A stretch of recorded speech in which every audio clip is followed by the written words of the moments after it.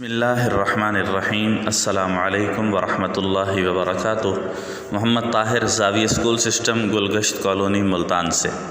بیٹا 8ویں جماعت کی اسلامیات ہم پڑھ رہے ہیں اور اس کا آج ہم نے باب صوم سبق نمبر 9 فکر آخرت شروع کرنا ہے۔ فکر آخرت کا سبق ہم شروع کرنے لگے ہیں، لیکن اس سے پہلے چند ایک باتیں آپ کو بتا دوں۔ دیکھیں، جو پچھلے سبق ہم پڑھ چکے ہیں ان کے تفصیلی سوالات کے جوابات یاد کرنے ہیں۔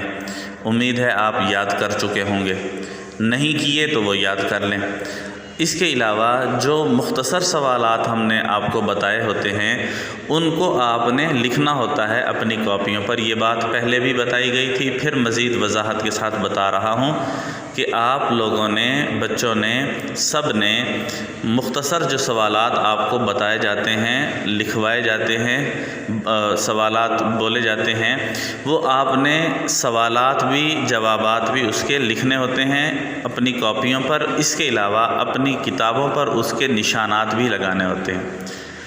یہ کام آپ کر چکے ہیں تو بہت اچھی بات ہے، نہیں کیے آپ نے تو یہ کر لیں۔ یہ آپ نے ضرور کرنے ہیں، آپ سے آپ کی کاپیاں چیک کی جائیں گی، لکھے ہوئے آپ کے وہ دیکھے جائیں گے۔ یہ آپ نے ساتھ ساتھ اپنے نوٹ بک میں نوٹ بھی کرنے ہیں۔ اب آتے ہیں سبق کی طرف۔ سبق ہے ہمارا فکر آخرت، آخرت کی فکر۔ قرآن پاک کے اندر اللہ رب العزت نے آخرت کے اندر مومنین کے لیے جو نعمتیں ہیں ان کا بھی بیان فرمایا ہے کہ کیا کیا ان کو بہترین نعمتیں عطا کی جائیں گی، اور آخرت کی ہولناکیاں اور خوفناک ماحول جو بنے گا آخرت کے اندر، اس کو بھی اللہ رب العزت نے تمام انسانوں کے لیے بیان کر دیا ہے کہ آخرت کے اندر یہ خوفناک مناظر ہوں گے، ایسے ایسے مناظر ہوں گے کہ لوگ پریشان ہو جائیں گے۔ جیسے سورۃ الزلزال میں ہے نا، اللہ تعالیٰ فرماتے ہیں وقال الانسان ما لہا، یہ کیا ہو گیا؟ انسان کہے گا یہ کیا ہو گیا؟ پریشان ہو جائے گا نا انسان، جب زمین زلزلے سے، زمین بھونچال سے ہلا دی جائے گی اور اس کے اندر سے جو چیزیں ہیں زمین کے اندر سے وہ ساری نکال باہر پھینکے گی زمین، ہر چیز ہلا کے رکھ دی جائے گی۔ پہاڑ ہیں تو وہ بھی روئی کے گالوں کی طرح اڑتے پھر رہے ہوں گے۔ یہ خوفناکیاں اس کے اندر، اس سبق کے اندر فکر آخرت کے حوالے سے چند باتیں بتائی گئی ہیں کہ ہمارے اندر فکر آخرت کیسے پیدا ہوگی، آخرت کی فکر ہمارے اندر کیسے پیدا ہوگی۔ ایک تو ہم نے آخرت کی فکر اپنے اندر پیدا کرنی ہے، اب کرنی ہے تو کیسے کرنی ہے، تو اس کے لیے چند ایک مثالیں، چند ایک باتیں جو ہے اس کے اندر، اس سبق کے اندر بتا دی گئی ہیں۔ ان سب جو ہے وہ مثالوں کو، ان باتوں کو آپ نے پورے سبق کو ریڈ کرنا ہے، پڑھنا ہے اچھے طریقے سے، اس سے آپ کو باتیں اچھے انداز سے سمجھ میں آ جائیں گی۔ سبق کی ریڈنگ کے حوالے سے میں نے آپ کو پہلے بھی بتایا تھا کہ ایک مرتبہ نہیں، 2 مرتبہ نہیں، کم سے کم 3 مرتبہ سبق کو پڑھنا ہوتا ہے۔ آپ نے پورے سبق کو جب 3 مرتبہ پڑھ لیں گے تو اس کا ایک خاکہ آپ کے ذہن میں بیٹھ جائے گا، اس کے اندر جو باتیں کی گئی ہیں وہ باتیں آپ کے ذہن میں بیٹھ جائیں گی۔ پھر اس کے تفصیلی سوالات ہوں یا جو ہے مختصر سوالات ہوں، وہ آپ کے لیے یاد کرنا آسان ہو جائیں گے۔ جب آپ نے سبق 3 مرتبہ پڑھ لیا ہوگا نا، آپ پڑھ چکے ہوں گے 3 مرتبہ سبق، تو پھر آپ کے لیے سوالات کے جوابات یاد کرنا اور ان کو ڈھونڈنا مشکل نہیں رہے گا انشاءاللہ۔ تو آج ہم اس کے تفصیلی سوالات بھی دیکھ لیتے ہیں۔ تفصیلی سوال اس کے صرف 2 ہیں۔ پہلا سوال ہے سورۃ المزمل اور سورۃ القارعہ سے اس سبق میں جو باتیں نقل کی گئی ہیں انہیں اپنے الفاظ میں بیان کریں۔ دیکھیں، یہ سبق کے جو ہے سبق آپ پڑھیں گے نا، پھر اس کو اپنے الفاظ میں بھی بیان کر سکتے ہیں۔ اگر آپ اپنے الفاظ میں وہ صحیح بیان نہیں کر سکتے تو پھر آپ اس کو کتاب والے الفاظ دیکھیں گے، کتاب والے الفاظ دیکھیں اس کا پہلا اور دوسرا پیراگراف، 2 پیراگراف ہیں، اس کے اندر لانگ 1 تفصیلی سوال نمبر 1 کا جواب دیا گیا ہے۔ جو باتیں اس میں بتائی گئی ہیں وہ اچھی طریقے سے آپ دیکھ لیں گے، یاد کر لیں گے۔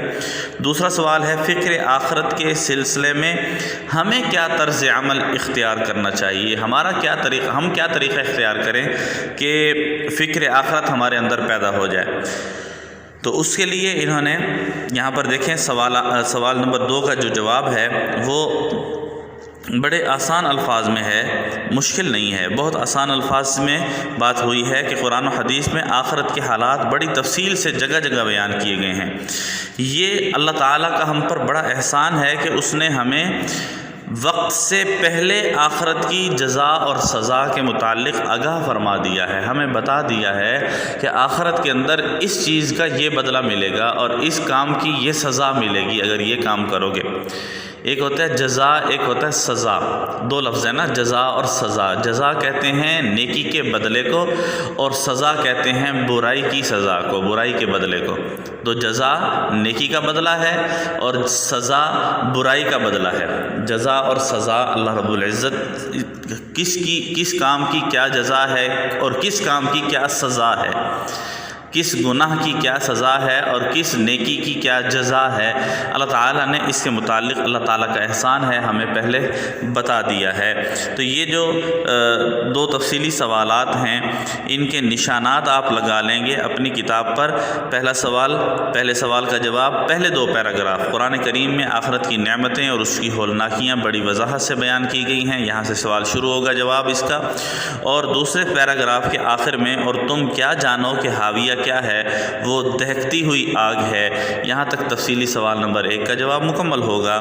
اور دوسرے سوال کا جواب جو ہے وہ شروع ہوگا، قرآن و حدیث میں آخرت کے حالات بڑی تفصیل سے جگہ جگہ بیان کیے گئے ہیں، یہاں سے شروع ہو کر اسی پیراگراف کے آخر میں ختم ہو جائے گا کہ ہر اس کام سے بچیں، اجتناب کریں جو آخرت میں ہماری بربادی اور رسوائی کا باعث ہو۔ اس کے ہم نے دو تفصیلی سوالات بھی کر لیے ہیں اور پورے سبق کا ہلکا سا مختصر سا خلاصہ بھی ہو گیا ہے۔ ٹھیک ہے، اللہ حافظ، السلام علیکم ورحمۃ اللہ وبرکاتہ۔